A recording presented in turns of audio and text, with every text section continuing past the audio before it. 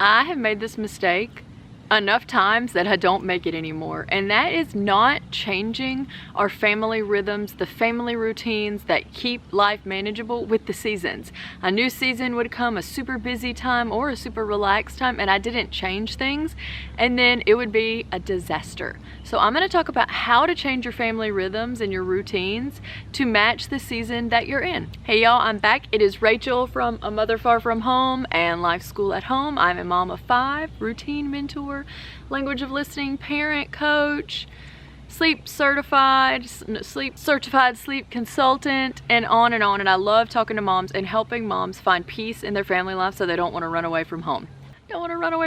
Okay, back on to let's go. So the first thing you need to do is plan for you. You need to plan your own personal routines first. You need to make sure that you have enough downtime, that you have planned in what you need to do to get things done. If there's going to be more kids at home, like when the summer's coming, you need to make sure that you have built in time alone, built in time to reset, to rest. If you're an introvert, this might be hard for you if your kids have gone to school and now you're not going to have any of that time. So you have to start thinking about, how is this new season going to affect me?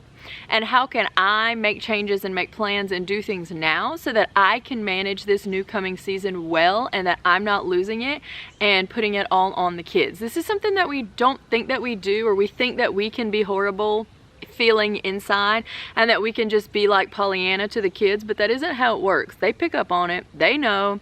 It don't work like. So the first thing you need to take into account is you. So for the upcoming season, this is May. May is an absolutely total manic time. Everybody got a field trip, everybody going somewhere. There's just lots and lots to do. But then after that is a crash in summer, which is very calm. So what I need in May is totally different than what I need in June, and I have to take that into account. The second thing that needs to kind of morph and change with the season is your chore routine. Now, if the kids are not home all day, because they're in school, for example, or they're in daycare, or you're not home all day and the kids are somewhere else, okay? A mess is not made. Messes ain't made, okay? There was no messes. Then in the evenings, there's enough time to make a mess, but it's only a couple hours, can be tidied up, right? Well, then if we have a change like summer coming and they're home all day, guess who's making a mess? The kids, every single one of them. Every single one. 1-year-olds make the biggest messes of anybody, in my opinion. They're making big messes. So if your chore routine was previously like Saturday morning we do a few chores, but they're home all summer, that ain't gonna fly. What's gonna fly is lots and lots of mess all around the house because they're making it all day long. So it doesn't mean you want to be like, don't make a mess. It just means you need to revisit the chore routines and you need to make them more frequent. Or you need to, my favorite thing to do, I'm not good at making a list of things I need to do every single week. I'm more on the fly. I like to just make little post-it with everybody's name and then say, this is what you do, this is what you do, this is what you do, whatever. Whatever you want to do works for you. It has to work for you though, or you won't work it, okay? So you need to make sure that you are managing and morphing your chore routines with.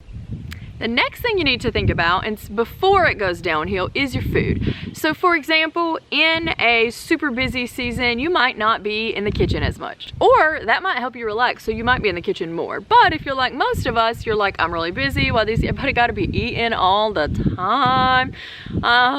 So you need to just think, okay, I'm not gonna feel like cooking. What should I do? Should I make a bunch of freezer meals now? Should I buy a bunch of things that are frozen? Should I just set aside some more money and say, we're just gonna order out, eat out, whatever. That's what we're gonna do. We're just gonna do that.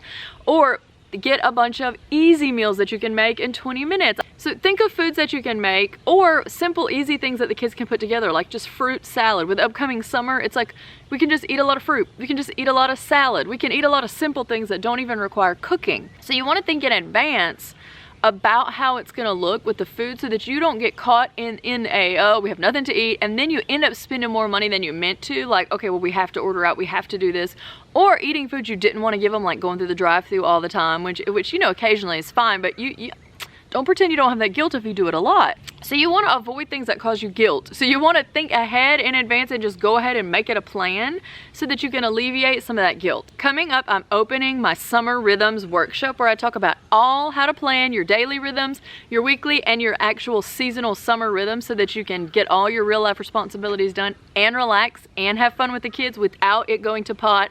Everybody eating all your snacks in 2 hours when you brought them home, and everybody fighting and everybody being bored. Oh no, we are going to solve that. So make sure and get on my wait list for Summer Rhythms in the description. The next thing that you can kind of morph to make sure that you are, going with the season, so to speak, is the bedtimes and the wake times. So I find in super busy seasons, I actually like to put my kids in their rooms a little bit earlier to wind down and relax. So it might be an extra 30 minutes to read books and to calm down if they've been just going to and fro. You know, there's like some weekends we have like 3 birthday parties. You know the drill. I like them to be in their rooms a little bit earlier to be able to relax and calm down.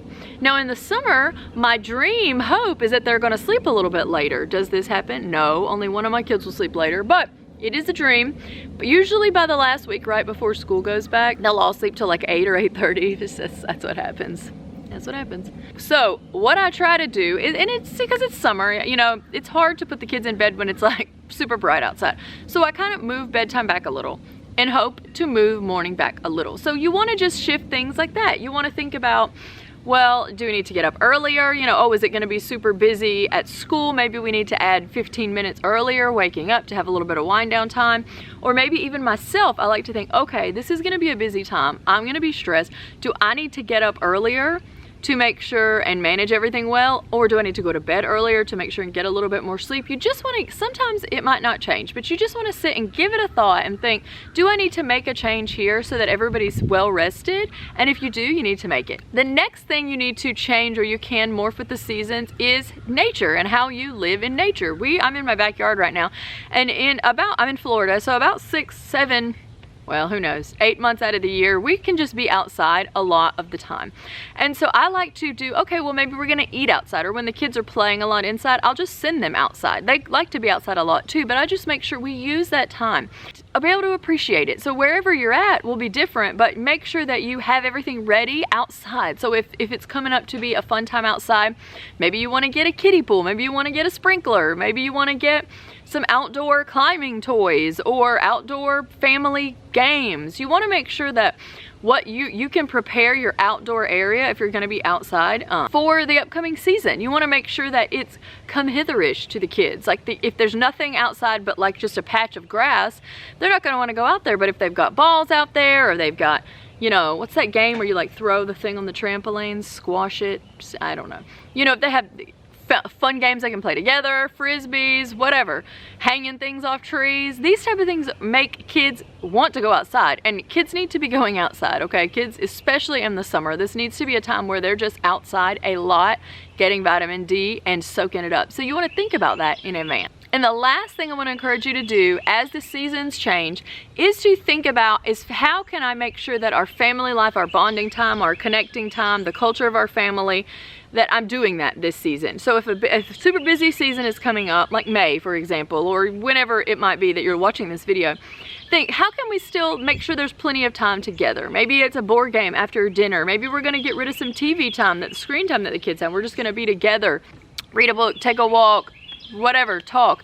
So you want to think about this. And as summer is coming up, I've gone ahead and made sure, and I talk about this in my Summer Rhythms workshop, so go ahead and click the link to get on the wait list there. But how to make sure there's certain things that I want to happen, how to kind of plan them in so that it just feels organic and it feels more natural. Because what can happen is we can get to the end of a season and be like, oh, you know, you could get to the end of summer and be like, yeah, we only went to the lake or the beach or the pool once. Like, what? No, it's kids, it's summer. We need to do the summery thing. So you want to make sure that you actually lock them in at the beginning. You want to say, these are the things I want to do as a family. And then you kind of plan them in, or at least put them on the week that you want to do them. And then you can see depending on the weather. So I just want to encourage you, even if you have your family rhythms or your routines that make family life work down pat, they need to be adapted to the season to make the most out of that season. And I hope this video helped you do that. Make sure and check out my next video on 5 mistakes that moms make before summer starts that make it all go to pot.